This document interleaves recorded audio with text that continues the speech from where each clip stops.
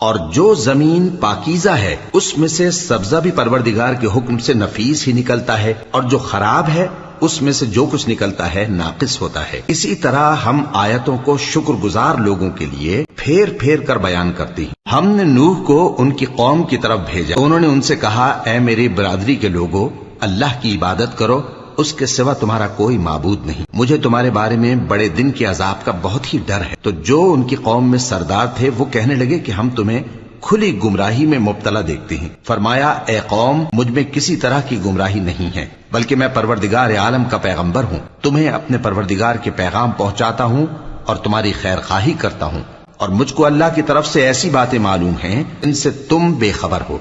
क्या तुमको इस बात से ताज्जुब हुआ है कि तुम में से एक शख्स के जरिए तुम्हारे परवरदिगार की तरफ से तुम्हारे पास नसीहत आई ताकि वो तुमको डराए और ताकि तुम परहेजगार बनो और ताकि तुम पर रहम किया जाए।